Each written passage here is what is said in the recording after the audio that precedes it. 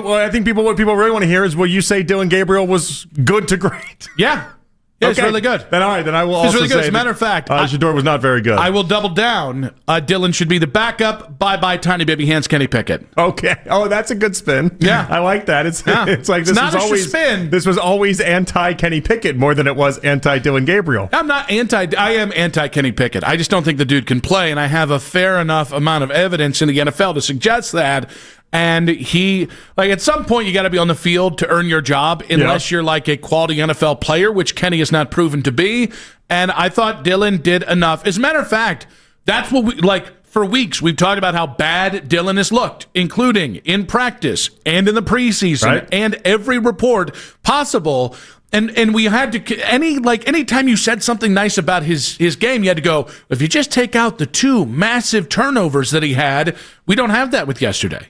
That was a good performance. It was a good, clean performance. If he's going to play at any point this year, they got to have a good, clean performance, because the turnovers with that guy just won't work. He might just be a gamer. John Salisbury might just have it right. The guy might just be a gamer. I have a hard time thinking he's one of 3 quarterbacks all time that is the size that he is, that ends up being awesome in the NFL. But let's keep our eyes open for that. But yeah, Shedeur stunk up the joint. Yeah, it was not good. No, it was not good. Now, do I think it was an unfavorable position? Yes, I do. But do I also think that there was a different mindset with Shedeur entering that game? Yes, I do. And I think this is something that I haven't seen anyone really touch on. But I thought going into game 1, he had Tony Brown with him and the Gandalf stick. He had his own music blaring, all these things, and you could tell at that point he was shutting out his dad. Dad, don't come visit me. Remember earlier on in the preseason as well, when the Cavs were in the playoffs back in minicamp, he was like, I'm not even going to the game. Mm-hmm. And then you saw this week what happened.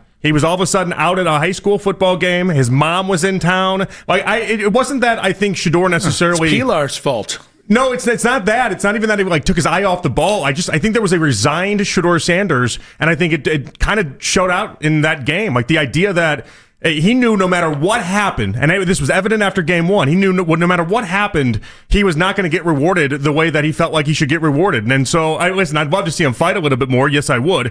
And I'm surprised he did just lay down and die in many ways. But that was a Shedeur Sanders that looked resigned to the idea that it didn't matter what he did in the preseason game, it wasn't going to change his lot. Is it possible he just had a bad game regardless of the facts around him? Possible. For sure it's possible. It just, there's a couple different things that I laid out there that I think were different. And I saw his demeanor, and I think you saw it as well. And it wasn't like this happened, just before the 2-minute warning and basically the hay was in the barn. That wasn't really the case. Right? Early on, 2 throws into the game, you looked over and you're like, oh, he looks a little disinterested. He looks like this is just this is an uphill battle, and he doesn't even want to try to make that battle even count. If that were the case, if he just came into this game from a different place, he wasn't as confident, wasn't as whatever, I would actually be discouraged for Shedeur, because I think my message to him would be, you were never going to have a crack at week 1. That was evident in how they treated you throughout the preseason and camp. Your moment is going to come during the regular season. I don't think he looked at it that way, though. I think he looked at it like, I can show them who I am, what I'm about, and I can do this. And I think after week 1, and then obviously he had the injury that didn't help either. But he looked like he was very discouraged by no matter what happened in that game. And after game 1, it didn't matter at all to Stefanski. I'll continue to go back to, going forward, he's got to correct where he's at with that, if that is where he's at, if he's a little down in the dumps. And it would be understandable, because the Browns did not make it easy for you, as easy as maybe they did for Dillon, certainly as they did for the veterans. But that's what happens when your dad's not the coach.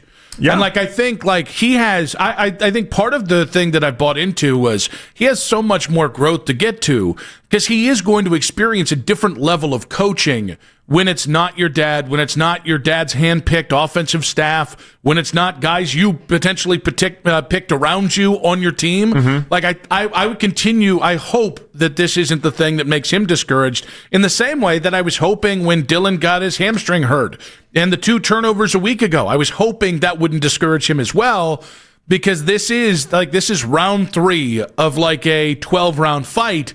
And the only way you don't make it to round 12 is if you take yourself out. I mean, I hope that he learns from what happened, and I hope it gives him a drive to maybe even recognize. I thought for a while that he looks at the plays where he scrambles backwards and then runs out as a bug, and sorry, looks at a feature, not a bug. And I hope that after this game, and I hope some of the embarrassment that he probably has after this game, I hope that he takes it as a lesson and he can drive himself forward to be better because of it. Although, as a quick aside, can we just say, because like you're clearly in the Shedeur camp, that's absolutely fine, given that you've been on that bandwagon since before the draft. We got a Dillon bandwagon, we got a Flacco bandwagon, we got to just win some damn games bandwagon. The people that I see just going, toe to toe every single day on social media, in real life, about any of these quarterbacks. Can we just chill on that? It's not going to happen. Well, no, it might happen. It might happen with Shedeur because in a couple of days from now, he's going to be like one of the toys in Toy Story, just put away in the chest, and we're just not going to be able to play with him, essentially. Well, but I think my point is, like, none of these quarterbacks, until proven otherwise, are worthy of this kind of dissension and rancor with people. I mean, listen, it's good for us, right? More dissension out there means more people are interested. I get it. But, like, guys, I'm not a Dillon fan. I'm not a Shedeur fan. I am a Joe Flacco fan. I like Joe. But all I really want is for the best thing to come out of this season for the Cleveland Browns. That hasn't changed. It feels like the second, Dillon had a good game, there were people that flipped back on his bandwagon and jumped off Shedeur's, in the same way that when Shedeur had a good game, he was hopping on his bandwagon. It's like the whole bandwagon is the Browns bandwagon. Right. Like, that's the point of this exercise. And if you're not here for that, I get it. It's going to be a long season if you're not here for that. And by the way, it doesn't just mean wins and losses. It means the best thing to happen for the Browns, which means either one of the young quarterbacks takes his job and doesn't relinquish it, or that one of the young quarterbacks plays, or both the young quarterbacks play this year. It's clear they ain't it. And next year, you're in a position to draft a quarterback. Nothing has really changed despite this preseason. Yeah, here's where I'd give fans some reprieve on that discussion, though. It's not the fans' fault that the Browns put out 4 different quarterbacks and said, here, any one of them could potentially be the starter week 1. Like, in many ways, they set this thing up so that a lot of Browns fans do end up saying, I like Flacco. No, I like Pickett. No, I like Gabriel. No, I like Shedeur. And so, at the end of it, we can't be surprised that people kind of picked their camps and had their rooting interest. Like, it is sports, after all. We tend to do that with just about everything. Why wouldn't we do that here? I think I have a bigger problem with them saying that and then them not giving everybody an equal chance to win the job.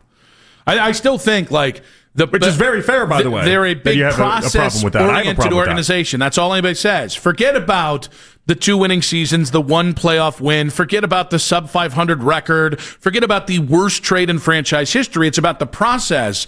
Well, this process was played out to be, at least publicly, hey, we got a 4-man quarterback battle. How are we going to find time to get all these guys the reps? And then it was really between 3 of the 4 quarterbacks. And honestly, I think Dillon got moved up in line when Kenny Pickett got hurt. Yeah, no, it was not a fair and true quarterback competition. That's why it honestly might have been better off for Shedeur the entire stretch of the way if they had told him, congratulations, we're taking you in the 5th round, but we're not going to give you any chance to start week 1. Like, remove him from the equation. Doesn't matter what you do, you are not going to be able to start week 1, and we hope to build you up long term. That would have been the best thing in the world. And in many ways, you can make a suggestion that they tried to do that without doing it, but ultimately, I do think that ended up hurting Shedeur in many ways. Now, this does beg the question on the way the Browns handled Shedeur in this game on Saturday, where with 2 minutes, basically a 2-minute drill left, they pulled Shedeur out of the game, put Tyler Huntley in. Mm-hmm. That seems to be where the latest round of sabotage is, and the calls for that are coming from. Yeah. I guess we'll start with you. Should Shedeur finish the game? I think so. This goes back to what we were talking about with the very first preseason game, where it was like every rep that Tyler Huntley takes makes absolutely 0 sense. What does it do for Tyler Huntley to do that 2-minute drill? Everyone's like, it puts him with game tape. The man's been in the NFL for years. Reminds people he's still alive. He doesn't need game tape. Yeah, because so much of the NFL is watching the final 2 minutes of a preseason game number 3. The 2 original Cleveland teams, the Rams and the... Now, listen, I would believe in many ways if you wanted to tell me that Stefanski was protecting Shedeur. See, I think that, okay, so I personally think... People don't like that, but I think that might be true. I get annoyed a little bit at the assertion that Shedeur needs to be protected. Sometimes the best lessons come in the form of butt kickings, and when butt kickings get reinforced. But pulling him there in the eyes of protecting him absolutely goes all the way back to the first week of camp where Shedeur was throwing to guys in coat check because the Browns didn't think he was ready to be out there against ones and they wanted to protect him. I'm not saying that they should have, but it would at least fly in line with the same logic they've used throughout the entirety of camp in the preseason. It just, if all they tell us is that they want him to get reps with having a bunch of pressure and a bunch of people in his face, essentially, well, it was a perfect opportunity. I mean, he had pressure on 9 of his 11 dropbacks. Final 2-minute drill, you probably would have had more. These are live reps. At least he would have got some experience. The thing I struggle with is I do believe quarterbacks can get ruined by teams, and I believe teams ruin quarterbacks more than quarterbacks end up ruining teams. So it puts me in a contrarian position here where I don't necessarily think Shedeur needed to, because Shedeur's played 40 games in his college career and started for 4 years across 2 programs. But at the same point, if in the end the Browns are erring on the side of let's not ruin the kid, I don't know, he could have been ruined, but at least I can respect that logic. Even if, again, I think you were being a little too precious with a 5th round pick, and maybe you've used that at points to kind of minimize some of the opportunities he's got. Yeah, I mean, he should have been able to try to go out there and get it done. That's really the bottom line, is that he should have been able to at least have a chance to go out there and then author up a final 2-minute drill. Is it bad that I just don't feel that strongly? Like, when you say it, I'm like, yeah, I can see that. And at the same point, when somebody says they're protecting him, I'm like, yeah, I see that. I think people have waged war over something where it's like, I mean, when you go 5 sacks, multiple, incompletions, and you look the way Shedeur did, I think we kind of removed the ability to just be like, wow, this is a travesty. I'm like, no, I don't know that I would go there. Well, that's why I initially said, I was like, maybe I think it's Stefanski's mind. I think he thought he was helping him out in many ways, and then he was going to do it under the guise of